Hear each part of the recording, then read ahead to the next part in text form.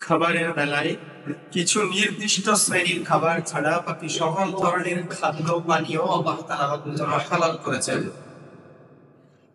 হারামের লিস্ট অত্যন্ত ছোট্ট এবং হালালের লিস্ট একেবারে আনলিমিটেড।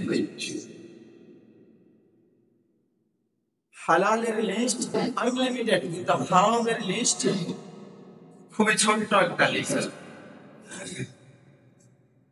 পৃথিবীতে সব হালাল, মাত্র অল্প কয়েকটা ছাড়া। এটা বললে ভুল হবে না যে পৃথিবীতে খাবারের ক্ষেত্রে আল্লাহ তাআলা আমাদের জন্য যা দিয়েছেন সব হালাল, অল্প কয়েকটা ছাড়া।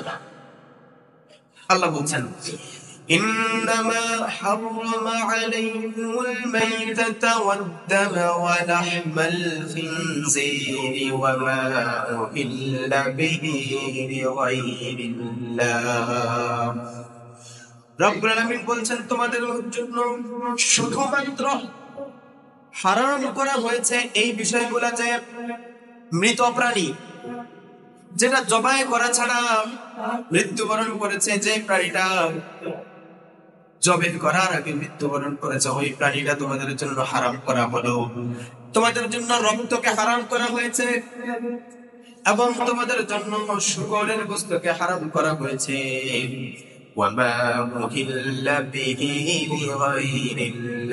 এর পাশাপাশি যে সকল প্রাণী আল্লাহর নাম ছাড়া অন্য কারো নামে জবাই করা হয়, ওই প্রাণীগুলো হারাম করা হয়েছে। এছাড়া সকল ধরনের এই শ্রেণীর প্রাণীগুলো ছাড়া বাকি সকল প্রাণীগুলো খাওয়া আমাদের জন্য হালাল করেছেন রব্বুল আলামিন। এরপর আল্লাহ বলছেন এটাতে শেষ না,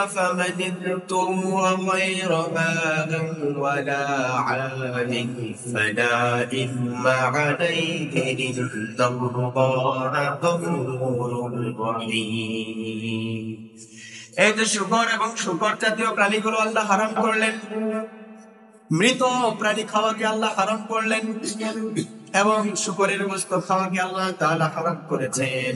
এখানে মানুষদেরকে আল্লাহ সীমাবদ্ধ করে দেন নাই, বরং কেউ যদি বাধ্য হয়ে জীবন বাঁচানোর স্বার্থে, জীবন বাঁচানোর জন্য খাদ্যের অভাবে, ক্ষুধার যন্ত্রণায় কেউ যদি কোনো হারাম বস্তু খেতেও হয়, যতটুকু খেলে সে বেঁচে থাকতে পারবে অতটুকু যদি সে ভক্ষণ করে, সে যদি সীমালঙ্ঘন না করে, আল্লাহ তাআলা তার উপরে অত্যন্ত দয়াশীল এবং ক্ষমাশীল, আল্লাহ মাফ করে দিবেন। অর্থাৎ এই যে শুকর এবং শুকর জাতীয় প্রাণী আল্লাহ হারাম করেছেন, মৃত প্রাণী আল্লাহ হারাম করেছেন, রক্ত আল্লাহ হারাম করেছেন। এখন যদি কেউ খাবারের অভাবে মারা যাওয়ার অবস্থা, সে যদি কোনো মৃত প্রাণী খায় শুধুমাত্র বেঁচে থাকার জন্য, যতটুকু খেলে বেঁচে থাকতে পারবে, খাবার না পাওয়ার কারণে, খাবারের অভাবে কতটুকু যদি কেউ খায়, আল্লাহ তাআলা তার উপরে ক্ষমাশীল এবং দয়াবান, তার আল্লাহ মাফ করে দিবেন।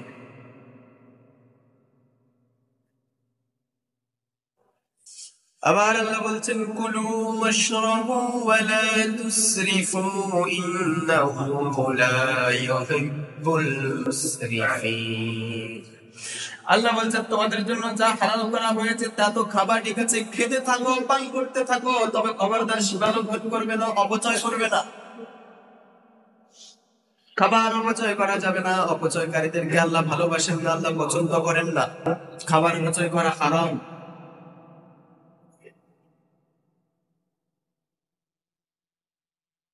এজন্য আমরা শুরুতেই বলেছি আল্লাহ পৃথিবীতে হালালের পরিমাণ আনলিমিটেড, সব হালাল। এই অল্প কয়েকটা জিনিস আল্লাহ হারাম করেছেন, বাকি সব হালাল। এই আয়াতে আমরা জানলাম শুকর এবং শুকর জাতীয় প্রাণী যেগুলো আছে, কুকুর, শেয়াল, এগুলোও আমাদের জন্য হারাম। এর পাশাপাশি আল্লাহ রাসূল সাল্লাল্লাহু আলাইহি ওয়াসাল্লামের একটা হাদিস থেকে আমরা জানতে পারি, যেই সকল চতুষ্পদ প্রাণী যারা হচ্ছে নখ দিয়ে শিকার করে, যারা নখ দিয়ে এবং দাঁত দিয়ে শিকার করে, ওই সমস্ত প্রাণীগুলো হারাম। অর্থাৎ মাংসাশী প্রাণী, এগুলো আমাদের জন্য খাওয়া হারাম। চতুষ্পদ জন্তুগুলোর মধ্যে যারা তৃণভোজী, সেগুলো আমাদের জন্য জায়েজ। যারা তৃণ, লতা পাতা খায়, ঘাস খায়, গাছের পাতা খায়, ওই প্রাণীগুলো আল্লাহ তাআলা আমাদের জন্য হালাল করেছেন। আর যারা নখ দিয়ে শিকার করে, ওগুলো আল্লাহ তাআলা আমাদের জন্য হালাল করেছেন। একইভাবে পাখিদের মধ্য থেকে যে পাখিগুলো পায়ের নখ এবং ঠোঁট দিয়ে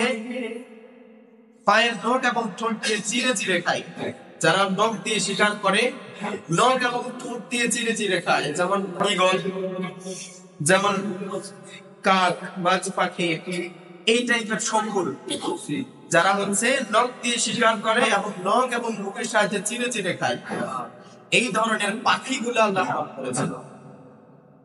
বাকি সকল প্রাণী আবার হালাল, ওগুলো খাওয়া যাবে। যারা শুধুমাত্র ঠোঁট দিয়ে শিকার করে, ঠোঁট দিয়ে আবার গিলে খেয়ে ফেলে, ওগুলো খাওয়া হালাল। এরপরে আসেন, মুসলমানের খাওয়া শুধুমাত্র খাওয়া নয়। খেয়াল করেন, মুসলমানের খাওয়া শুধুমাত্র খাওয়া নয়, মুসলমানের খাওয়া ইবাদত। তবে খাওয়াটা ইবাদত হওয়ার জন্য শর্ত হচ্ছে সেটা সুন্নত তরিকায় নিতে হবে। খাওয়ার সিস্টেম, খাওয়ার আদব, এগুলো সুন্নত তরিকায় নিতে হবে। ওই মানুষটাকে সাহায্য করলো। তাহলে খাওয়ার আদব যদি রক্ষা করা যায়, সুন্নাহ মোতাবেক যদি সুন্নাহের মধ্যে যদি খাওয়া যায়, সেক্ষেত্রে খাওয়াটা আমাদের জন্য হবে ইবাদত, সওয়াব হবে। যেমন বিশ্বনবী সাল্লাল্লাহু আলাইহি ওয়াসাল্লাম কখনো চেয়ার টেবিলে খান নাই।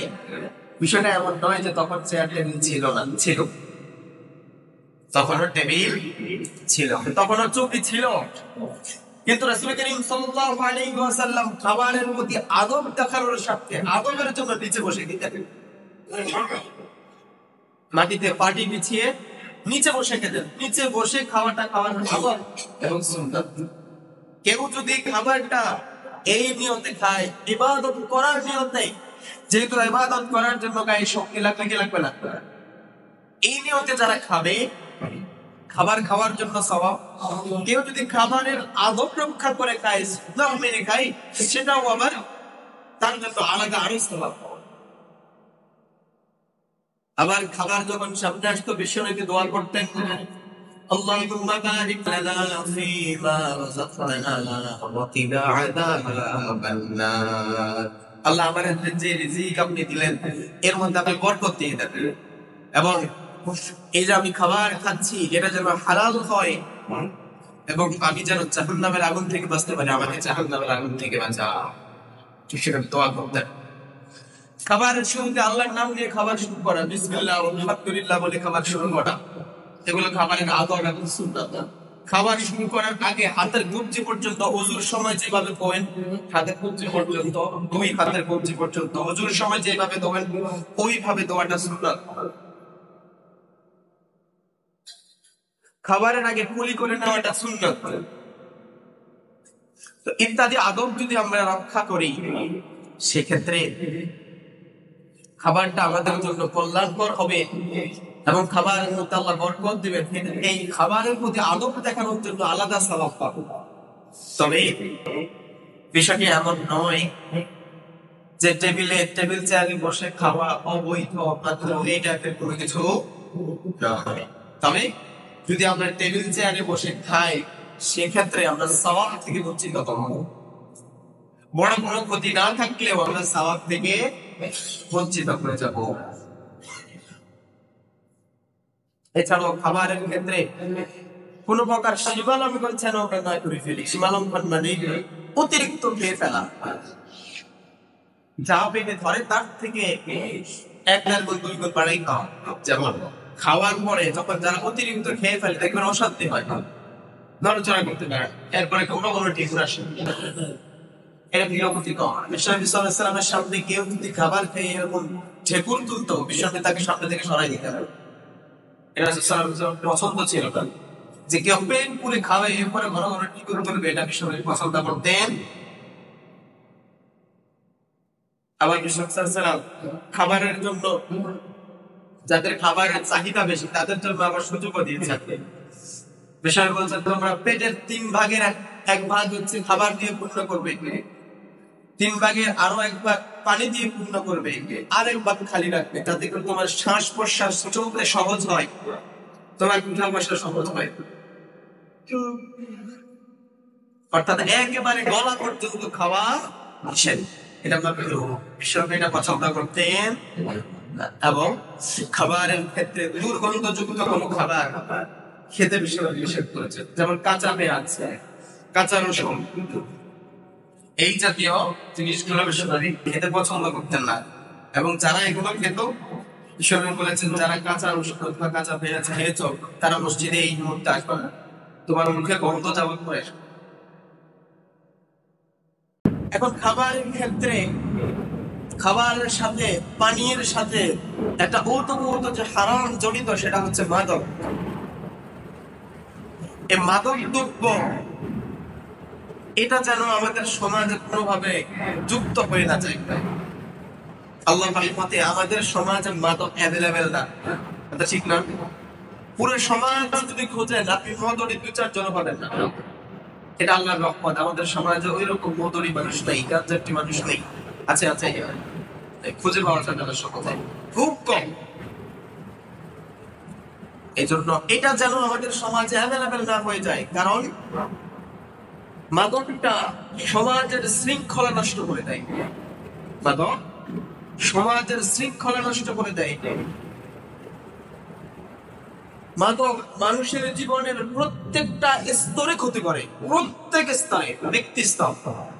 একজন ব্যক্তি হিসাবে যিনি মাদক গ্রহণ করেন, তিনি ক্ষতিগ্রস্ত হন। ব্যক্তি হিসাবে যে মাদক গ্রহণ করেন, তিনি তার পারিবারিক শৃঙ্খলা নষ্ট হয়, তার পরিবার ভোগান্তিতে থাকে।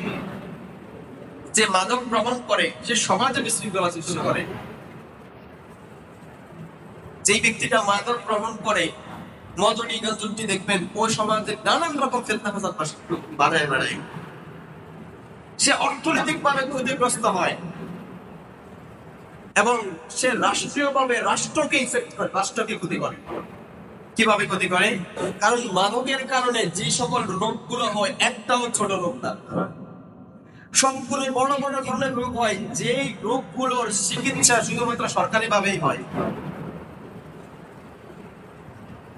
এ কারণে এই মাদক দ্রব্য যেমনি ভাবে ব্যক্তির ক্ষতি করে, সে সমাজের ক্ষতি করে, সে রাষ্ট্রের ক্ষতি করে, সে তার নিজের পরিবারের ক্ষতি করে।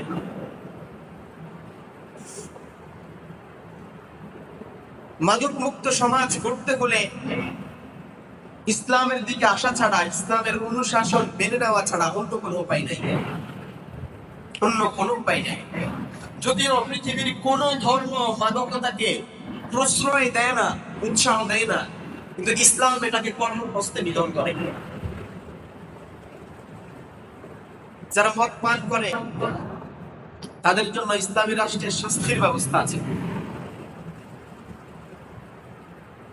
যারা মদ খায় বা মাতলামি করে, তাদের জন্য ইসলামী শরিয়া আইন বলছে, কেউ যদি প্রকাশ্যে মাতলামি করে, মদ খেয়ে আসা, তারা 80 বেত্রাঘাত করা হবে। 80টা, কয়টা? 80টা বেত্রাঘাত করা হবে। এমন বেত্রাঘাত করার সময় ইসলামের বিধান হচ্ছে তার প্রতি ন্যূনতম দয়া দেখানো যাবে না। মানুষ ডাকাত পিটায় না, চোর পিটায় না। ডাকাত এবং চোরদের পিটানোর সময় কেউ মায়া দয়া দেখায়। তাদের পিটানোর সময় যেরকম শরীরের সর্বশক্তি দিয়ে সবচেয়ে জোরে আঘাত করার চেষ্টা করে, ইসলামী রাষ্ট্রের বিধান হচ্ছে যখন কারোর ঘরে দৌড়রা তথা বেত্রাঘাতের নির্দেশ আসবে, সেটার সময় যেন কোন প্রকার দয়া দেখানো না হয়। একবার ওমর রাদিয়াল্লাহু তাআলা আনহু এক ছেলে, সে নাবিজ খেতে গিয়ে মদ খেয়ে গেছে, তার ভিতরে মাতলামি এসে গেছে। খেয়েছে নাবিজ, কিন্তু নিয়ন্ত্রণহীন হয়ে যাওয়ার কারণে তার ভিতরে মাতলামি এসে গিয়েছে। ওমর রাদিয়াল্লাহু তাআলা তার নিজের ছেলেকে 80 বেত নির্ধারণ করে জল্লাদকে দিলেন যে মারো। তো মাইক দেওয়ার সময় জল্লাদ 5 পর্যন্ত মারলেন। এরপর ওমর রাদিয়াল্লাহু তাআলা তার কাছ থেকে চাবুকটা কেড়ে নিলেন, যে তুমি মারতেছো, মনে হয় তুমি খলিফার ছেলের গায়ে আঘাত করতেছো, যে তুমি তাকে দয়া দেখাচ্ছ, তোমার এই 5টা আমি মানি না, এই 5টা বাদ। ওমর রাদিয়াল্লাহু তাআলা নিজের হাতে চাবুক তুলে নিয়ে খলিফার ছেলে মানে কি পরিমাণ আশ্চর্যপূর্ণ একটা বিষয়। বাদশার ছেলে, অর্ধেক পৃথিবী যার শাসনাধীন, অর্ধেক পৃথিবীর বাদশা, এত বড় বাদশা, ওই বাদশার ছেলে শাহজাদাকে শাস্তি দেওয়া হচ্ছে। পৃথিবীর ইতিহাসে এটা সম্ভব? সম্ভব এটা? ওমর রাদিয়াল্লাহু আনহু নিজ হাতে ছেলেকে বেত্রাঘাত করলেন এবং 50টা বেত্রাঘাত করার পরে ছেলে সহ্য করতে না পেরে মৃত্যুবরণ করেছে। মারা যাওয়ার পরে ওমর রাদিয়াল্লাহু তাআলা আনহু কাঁদছেন। তাকে যখন দাফন করা হলো, দাফন করার পরে মানুষকে সাক্ষী রেখে ওমর রাদিয়াল্লাহু তাআলা আনহু ভাষণটা করেছিলেন, আমি আমার ছেলের প্রতি মোটেই দয়া করিনি, বরং আমি আল্লাহর দেওয়া ইনসাফ, আল্লাহর দেওয়া ন্যায় বিচার আমি প্রতিষ্ঠা করেছি। যে 40 বেত এখনো বাকি আছে, ওই 40 বেত তার কবরের উপরে ওমর রাদিয়াল্লাহু তাআলা আনহু বেড়ে এসেছে। এইভাবে মাদকতাকে ইসলাম এমন কঠোর হস্তে দমন করে। প্রকাশ্যে কেউ মাতলামি করলেই, সে মদ খাইছে এটা প্রমাণ হলেই আসিবেন না এবং কোনো দয়া দেখানো যাবে না। এর যে ইসলামের বিধান। এরপর আসেন এই মাদকতার ব্যাপারে। যেহেতু তৎকালীন আরব্য সমাজে মাদকতা ছিল একেবারে পানির মতো, মদ খেত তারা পানির মতো করে, এটাকে কিছুই মনে করতো না। এবং জুয়া ছিল তখনকার খুব ভালো একটা সংস্কৃতি, এটাকে তারা আনন্দ, উপভোগ এবং ইনকামের পথ মনে করত। এই বিষয়ে রাসূল কারীম সাল্লাল্লাহু আলাইহি ওয়াসাল্লামকে তারা প্রশ্ন করত। তখন আল্লাহ তাআলা আয়াত নাযিল করলেন, ইয়াসআলুনাকা আনিল খামরি ওয়াল মাইসির কুল ফীহিমা ইসমুন কাবীর। ও নবী, আপনাকে মক্কার মুশরিকরা, আপনাকে কাফের গোষ্ঠী জিজ্ঞাসা করে মদ সম্পর্কে, জুয়া সম্পর্কে। আপনি তাদেরকে বলেন এইগুলো তোমাদের জন্য, এই দুইটাই তোমাদের জন্য বড় পাপ, কবিরা গুনাহ। এই দুইটাই তোমাদের জন্য বড় পাপ, বড় অন্যায়। ওয়া মানাফিউ লিন-নাসি ইসমাহা কাবীরুন ওয়া মানাফিউ ইসমাহা আকবারু মিন নাফইহিমা ওয়া ইসমুহা আকবারু মিন নাফইহিমা। এটার মধ্যে কিছুটা উপকার আছে, তবে ক্ষতির দিকটাই বড়, ক্ষতির দিকটাই বেশি। এই কারণে এই বিষয়গুলো থেকে বিরত থাকতে হবে। তাহলে মদের মধ্যে এবং জুয়ার মধ্যে কিছুটা লাভ মাঝে মধ্যে দেখা যায়। যারা মদ খায়, মদের মধ্যে অ্যালকোহল আছে যেটা কাশির জন্য কিছুটা উপকারী, তবে ভিন্ন পাশে এটা লিভার নষ্ট করে দেয়, কলিজা নষ্ট করে দেয়। তাইলে এখন কাশির উপকারের জন্য তো পৃথিবীতে বিকল্প আছে। কেউ যদি অ্যালকোহল দিয়ে কাশি ভালো করতে যায়, তার লিভারটা নষ্ট হয়ে যাচ্ছে। এখন কাশি ভালো হয়ে যাওয়ার পরে লোকটা লিভার নষ্ট হয়ে মারা গেল। তাহলে উপকারের চেয়ে ক্ষতিটা বেশি।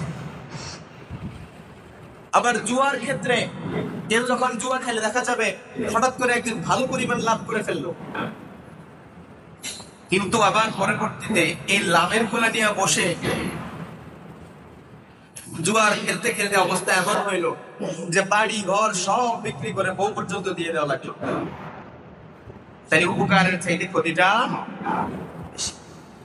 এই কারণে মদ এবং জুয়া দুটার ব্যাপারেই আল্লাহ তাআলা বলছেন এগুলো তোমাদের জন্য ইসমুন কাবীর, বড় গুনাহ, কবিরা গুনাহ।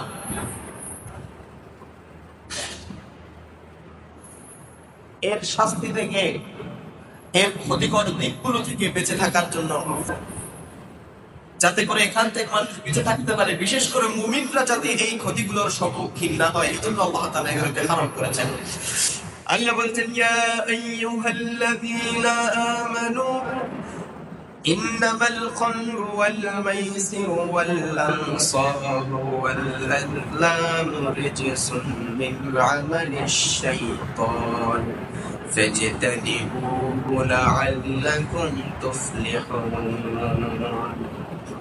হে আমার ঈমানদার বান্দারা, যারা ঈমান এনেছো, ওহে বিশ্বাসীগণ, যারা ঈমান এনেছ, তোমাদের জন্য মদ এবং জুয়া এগুলো তোমাদের জন্য ওয়াল আজলাম রিজসুম মিন আমালিশ শাইতান, এগুলো শয়তানের কাজ। সুতরাং ফাজতানিবুহু, তোমরা এগুলো থেকে বেঁচে থাকবা, এগুলোর মধ্যে তোমরা জড়াবা না। লাআল্লাকুম তুফলিহুন, তোমরা যদি এই মদ জুয়া ইত্যাদি থেকে বেঁচে থাকতে পারো, তবে আশা করা যায় তোমরা সফলতা অর্জন করবে।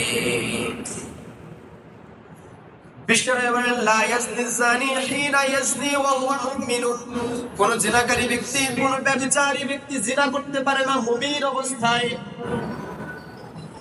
ওয়ালা ইয়াশরিবুল খামরা হিনা ইয়াশরিবুহা ওয়া হুয়া মুমিন, কোন মদপানকারী মদ পান করতে পারে না মুমিন থাকা অবস্থায়। ওয়ালা ইয়াসরিকুস সারিকু ওয়া হুয়া মুমিন, কোন চোর চুরি করতে পারে না এই মুমিন থাকা অবস্থায়। এই হাদিসের ব্যাখ্যায় মুহাদ্দিসিন ইকরাম বলেন, এর অর্থ হচ্ছে যখন কোন ব্যক্তি জিনা করে, ওই জিনাকারীর ব্যক্তির ঈমান তার ভিতর থেকে বের হয়ে ঝুলন্ত অবস্থায় থাকে। কোন মদুটি ব্যক্তি যখন মদ পান করেন, তখন তার ঈমানটা বের হয়ে ঝুলন্ত অবস্থায় থাকে। কোন চোর যখন চুরি করে, তার ঈমানটা বের হয়ে ঝুলন্ত অবস্থায় থাকে। সে যখন এই হারাম কাজ থেকে বিরত হয়, তার ঈমানটা তার কলিজায় আবার ফিরে আসে। আর যদি এই অবস্থায় তার মৃত্যু হয়ে যায়, সে বেঈমান হয়ে মৃত্যুবরণ করলো। কেউ যদি জিনা অবস্থায় মৃত্যুবরণ করে, সে বেঈমান হয়ে মরে গেল। কেউ যদি মদ পান অবস্থায়, মাতাল অবস্থায় মৃত্যুবরণ করে, সে বেঈমান হয়ে মারা গেল। কেউ যদি চুরি করতে গিয়ে ওই অবস্থায় মারা যায়, সে বেঈমান হয়ে মারা গেল। আবার বিশ্বনবী বলেছেন, লাআনাল্লাহুল খামরা, আল্লাহ মদের উপরে লানত করেন।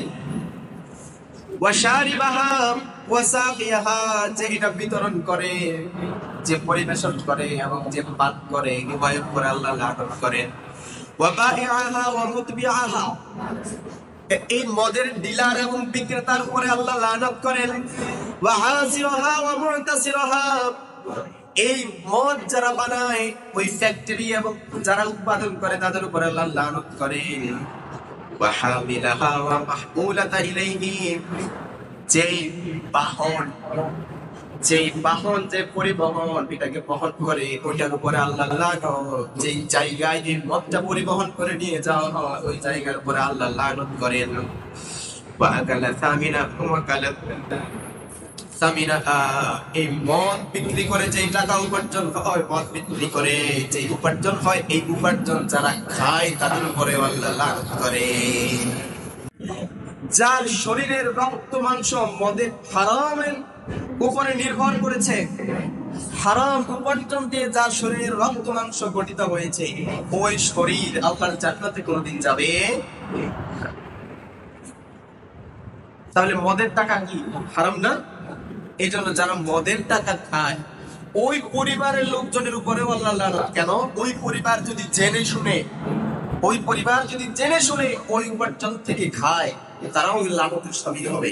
কারণ তারা যদি প্রতিবাদ করে, পরিবার যদি এটা মেনে না নেয়, সেই ক্ষেত্রে ওই ব্যক্তি এখান থেকে ফিরে আসাটা সহজ।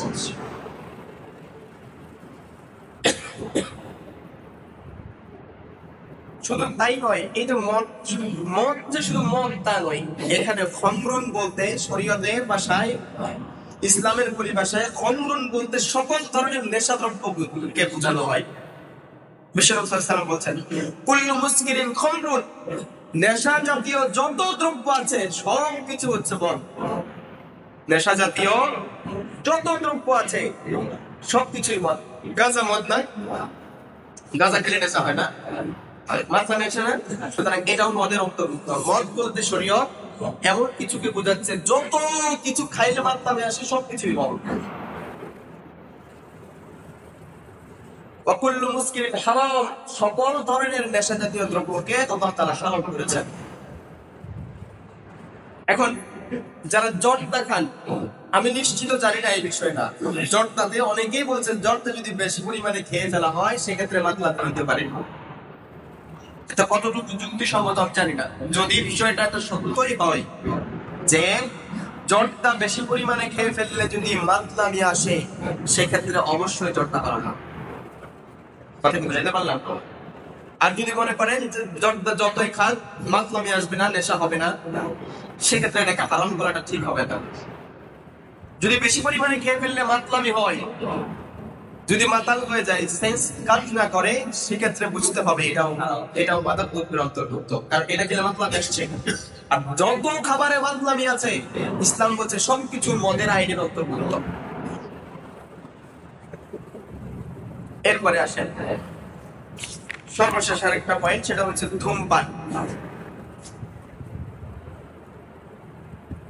ধূমপান যারা করে তাদের যুক্তি আছে অনেকগুলা। এটাকে ধূমপানটা, এক নম্বর কথা হচ্ছে ধূমপানটা সরাসরি কোরআনের আয়াত অথবা হাদিস দ্বারা নিষিদ্ধ করা হয়নি, এটা টেক্সট দ্বারা নিষিদ্ধ নয়। এই কারণে সুযোগ নেওয়ার চেষ্টা করে অনেকে, কারণ ইসলামী শরীয়তের ফতোয়া হচ্ছে যে সকল খাবার আল্লাহ তাআলা এবং আল্লাহর নবী হারাম করেছেন সেগুলো ব্যতীত বাকি সবকিছু আলাদা, এবং কথাটা সত্য। এই সেন্স থেকে অনেকে এটাকে হারাম মানতে চান না। এটা গেল একটা বিষয়। এখন আসে আপনার এটা এই ভুলটা আমি একটু ভাঙাই দিয়েছি। আল্লাহ তাআলা বলছেন সূরা আ'রাফ, يحل لكم الطيبات ويحرم عليكم الخبائث। আল্লাহ পবিত্র খাবারগুলোকে হালাল করেছেন, অপবিত্র অর্থাৎ খবিশ জাতীয় যে সকল খাবার আছে এগুলোকে আল্লাহ হারাম করেছেন। এখন বলেন সিগারেটটা পবিত্র, এটা কে কে বলতে পারবে? কে বলে? কোন সিগারেট করে আজ পর্যন্ত বলতে পারবে যে সিগারেট পবিত্র জিনিস? এই আয়াতের দৃষ্টিকোণ থেকেই সিগারেট খাওয়া নিষিদ্ধ হয়ে যায়, প্রথম গেল। এরপরে আসে আরো আছে, সিগারেটটাতে কোনো ক্ষতি নাই এবং ক্ষতির পরিমাণ খুবই কম, এটা কেউ বলতে পারবে? সিগারেট খাইলে ক্ষতি নাই কিংবা ক্ষতির পরিমাণ কম, এটা বলার সুযোগ নাই। সিগারেটের গায়েই লেখা থাকে ইট কজেস ক্যান্সার, ঠিক না? ইট কজেস ক্যান্সার, এটা ক্যান্সারের কারণ। আর বলে তো ক্যান্সারের স্থায়ী চিকিৎসা পৃথিবীতে এখনো আছে, আবিষ্কার নিছে। ক্যান্সার হইলেই এটার কোনো অ্যান্সার নাই, শেষ। তো যে জিনিসটা মৃত্যুর জন্য আপনার দায়ী, ওই জিনিসটাকে আপনি হালাল করেন, ওই জিনিসটা হালাল হওয়ার সুযোগ নাই। যেহেতু আপনি জেনে শুনে মৃত্যুর দিকে পা বাড়াচ্ছেন, শুধু আপনি নিজে নয়, যারা আপনার আশেপাশে আছে তাদেরকেও আপনি ক্ষতি করছেন। যে ব্যক্তি সিগারেট খাচ্ছে, সেই সিগারেটের ধোঁয়াটা টান দিয়ে ভিতরে নিয়ে হাত ছেড়ে দিচ্ছে, কিন্তু সে ছেড়ে দেওয়ার পরে তার আশপাশে যে মানুষগুলো আছে ওগুলো অক্সিজেন বন্ধ করে খেয়ে ফেলতেছে, ওটা ছাড়তেছে না। আশপাশে যারা আছে তাদের ক্ষতি করলেন, বিশেষ করে ওই ব্যক্তি নিজের স্ত্রী এবং সন্তানদের ক্ষতি করতেছে। এবং সারা বিশ্বে যে পরিমাণে ক্যান্সার হয় তার 1/3 হচ্ছে এই সিগারেটের কারণে, ধূমপানের কারণে শুধুমাত্র। তো এ কারণে এইটা নিশ্চিত মৃত্যুর দিকে আপনাকে পা বাড়ায়, এটা সিগারেটের গায়েও লেখা আছে। It causes death, এটাও লেখা থাকে। It causes cancer, এটাও লেখা থাকে। এটা নিশ্চিত মৃত্যু। এটা জেনেও যখন আপনি খান, এটা আত্মহত্যার সময়, এটা আপনি আস্তে আস্তে আত্মহত্যা করতেছেন, একবারে নিজেকে শেষ করে দিচ্ছেন না। এবং নিজের ক্ষতি হয় এইরকম কাজে জেনে শুনে পা বাড়ানো হারাম। আল্লাহ বলছেন ওয়ালা তুলকু বিআইদিকুম ইলা তাহলুকা। আল্লাহ বলছেন তোমরা জেনে বুঝে দেখে শুনে তোমাদের নিজেদেরকে বিপদের মুখে ঠেলে দিবা না, নিজেদেরকে জেনে বুঝে ধ্বংসের দিকে ঠেলে দিবা না। এই আয়াত দ্বারা আত্মহত্যাকে নিষিদ্ধ করা হয়েছে। যেহেতু সিগারেট খাইলে পরে আপনার মৃত্যুর পথ উন্মুক্ত হয়, নিশ্চিত মৃত্যুর দিকে আপনি ধীরে ধীরে পা বাড়ান, এই কারণে সিগারেটটা অবশ্যই খারাপ। এগুলো আরেকটা সেন্স, দুইটা সেন্স এটা বললাম।